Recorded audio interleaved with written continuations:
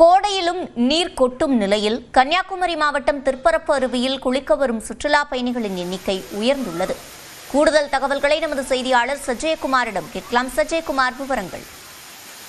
சிவரஞ்சனி, குமரி மாவட்டத்தின் முக்கிய சுற்றுலா தலங்களில் ஒன்றான குமரியின் குற்றாலம் என்று அழைக்கப்படும் திருப்பரப்பு அருவியில் கடந்த வாரம் வரையிலும், அதாவது கோடையின் கடும் வெயிலால் கோடையின் தாக்கத்தால் தண்ணீர் மிக குறைவாகவே காணப்பட்டது. இதனால் இங்கு வரும் சுற்றுலா பயணிகள் குளிக்க சிரமத்துக்கு உள்ளாகி வந்த நிலையில் கடந்த 2-3 தினங்களாக மாவட்டத்தில் பரவலாக மாலை நேரங்களில் மழை பெய்து வருகிறது. குறிப்பாக மேற்கு தொடர்ச்சி மலையோர பகுதிகளிலும் மழை பெய்து வருவதால் கோதை ஆற்றில் வெள்ளம் அதிக வரத்து ஏற்பட்டுள்ள காரணத்தால் திருப்பரப்பு அருவியில் தற்போது அனைத்து பகுதிகளிலும் தண்ணீர் கொட்டி வருகிறது.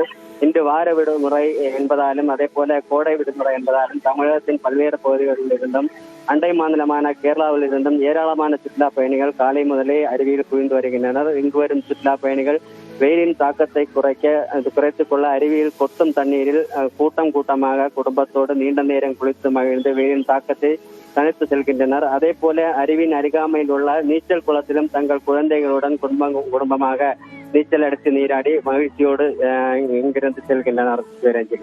விவரங்களை வழங்கியமைக்கு நன்றி சஜயகுமார்.